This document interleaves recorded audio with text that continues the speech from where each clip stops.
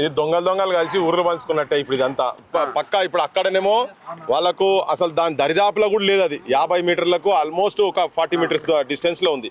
ఇదైతే డైరెక్ట్ మూసి కాలువలో కడుతురు కదా, ఇది కాలువలనే కడుతురు. ఇది అక్కడ అట్లా కూడా కాదు కదా, అక్కడ ఏదో గాంధీ విగ్రహం పెడతాం 5,000 కోట్లతో అక్కడ పెడుతుంది కదా. ఇప్పుడు దీన్ని కూడా కొట్టాలి. ఇప్పుడు అందుకే నేను ఇంతకుముందు మనం కూర్చున్నప్పుడు మాట్లాడింది ఏంటంటే, మూసి పుట్టిన కాడికెళ్ళి అనంతగిరి కాడికెళ్ళి ఎక్కడెక్కడ ఏమేమి కబ్జాలు అయినాయో మొత్తం కొట్టుకుంటూ వస్తే తెలుస్తుందని ఇదొక నిదర్శనం కదా. గీడిన పక్కకు నార్సింగి పోలీస్ స్టేషన్ కు ముందు ఉన్నది కదా, గింత పెద్ద అపార్ట్మెంట్లు, ఇది మొత్తం కాంప్లెక్స్ కడుతున్నారు వీళ్ళు మొత్తం. ఇక్కడ నుంచి మొదలు పెడితే అక్కడ దాకా ఇది కూడా మనం నిలబడ్డది కూడా మూసి నిలబడడం, మొత్తం మట్టి తీసుకొచ్చి ఇక్కడ పెట్టారు. ఇలా పక్క అన్ని రాజకీయ పార్టీల వాటాలు లేకుంటే జరగదు. అంటే ప్రజలు పోయిన గవర్నమెంట్ లో స్టార్ట్ అయింది, ఇప్పుడు కంటిన్యూ అవుతున్నది. అప్పుడు ఆపోజిషన్ వాటాలు వచ్చినాయి. ఇప్పుడు అధికార పక్షంకి వచ్చినాక అధికార పక్షం వాటాలు అధికార పక్షంకి వస్తుంది, ఆపోజిషన్ వాటాలు ఆపోజిషన్లకు పోతాయి. ఇది పక్క.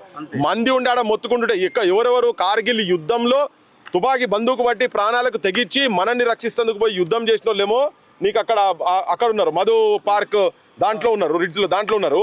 వాళ్ళని కాదని కె శ్రీనివాస్ అసంటోళ్ళు తెలంగాణ ప్రజలను చైతన్యవంతం చేసేటువంటి వాళ్ళు అక్కడ ఉంటే, ఇక్కడనేమో ఇక్కడ మొత్తం దొంగలు, ఇది దొంగతనం డకైటీ అన్నట్టు బరీ బజార్లా నడి రోడ్డు మీద తెలంగాణ భూములను కొల్లగొడుతున్నారు, రేప్ చేస్తున్నారు మొత్తం. ఇది దీన్ని యాక్చువల్గా అందరు వాటా లేకుంటే బరాబర్ జరగదు. ఇప్పుడు మళ్ళీ అపార్ట్మెంట్ వాళ్ళు అందరూ పాయింట్ ఒకటి, ఇప్పుడు అక్కడ నోటీసులు ఇచ్చినావు, అవును కూలగొడతాం మీరు వెళ్ళిపోవాలని నోటీసులో ఏదో ఇచ్చినావు, ఇక్కడ పని ఆపుతలేవుగా, కూలగొట్టిన తర్వాత పనాపు ఆపాలే పని. ఇది కూలగొట్టు, ఫస్ట్ కూలగొట్టేది ఉంటే ఫస్ట్ ఇది కూలగొట్టు.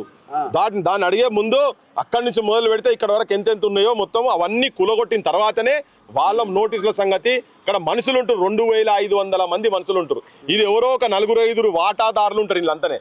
అంటే వీళ్ళ బాగు గురించి ఇప్పుడు వీళ్ళకి ఇవి సంపాదించుకొని వీళ్ళు బయట దేశాలల్లో మంచిగా ఆస్తులు సంపాదించాలి.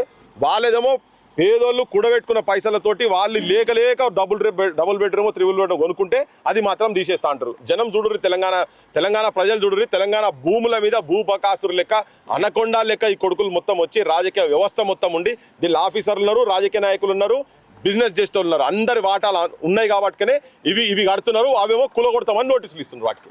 దాని వెనుక కూడా ఇప్పుడు 5,000 కోట్ల వెనుక అది ఎంత పెద్ద కుంభకోణమో తర్వాత బయటపడుతుంది, జనాలకు బయటపడుతుంది.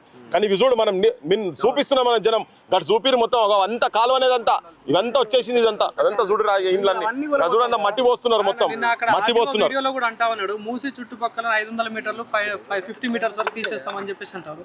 దీనికి ఎక్కడ కూడా 50 మీటర్స్ కాదు కదా, ఒక 2 మీటర్స్ కూడా కనిపించలేదు. 50 మీటర్ కాదు, ఇది ఉన్నదే మూసిలా. దీని తర్వాత కదా నువ్వు తర్వాత 50 మీటర్స్ అను. ఇది ఉన్నదే దాంట్లో కదా, ఉన్నదే దాంట్లో కాదని మనం ఎవరు వచ్చి ఇక్కడ చెప్తారని చెప్పు. ఇక్కడ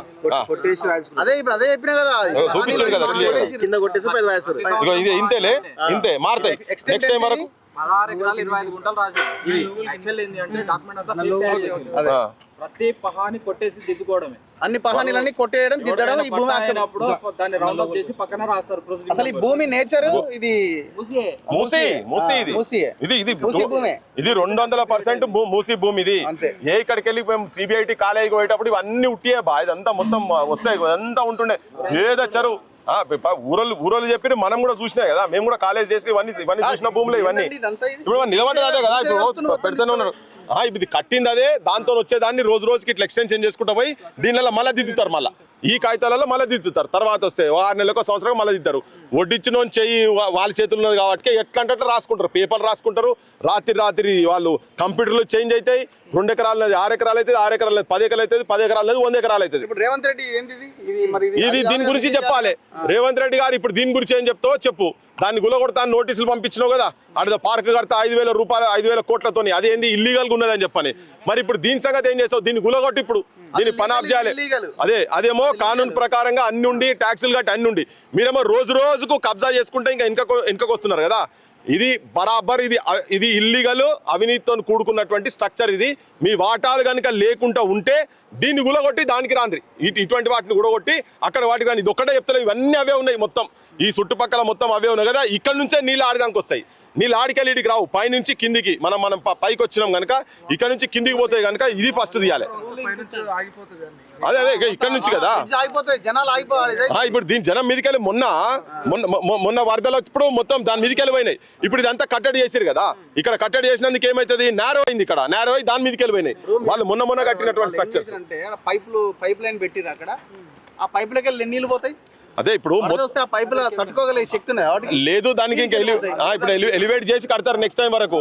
ఎప్పుడు కడతారు? ఇప్పుడు మళ్ళీ ఇవన్నీ పంచాయతీలు మనం చూపిస్తున్నాం కదా, దాన్ని ఇంకా పైకి అని చెప్పి కట్టే ప్రయత్నం చేస్తారు వాళ్ళు నెక్స్ట్ వచ్చినప్పుడు. కానీ ఇది మాత్రం బరాబర్ ఇది ఉన్నది 100% మూసీలో ఉన్నది. దీనికి బఫర్ కాదు, మన కాదు, బఫరింగ్ అవతల ఉంటది. కానీ ఇది పక్కా మూసీలో ఉన్నది. డాక్యుమెంట్స్ కూడా మనం చూపిస్తూనే ఉన్నాం కదా.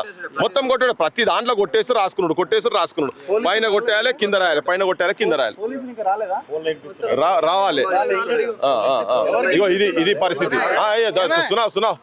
सुना कोई बात नहीं, सुनाओ तुम्हारा चीफ मिनिस्टर से ही बात कर रहे हैं हम लोग.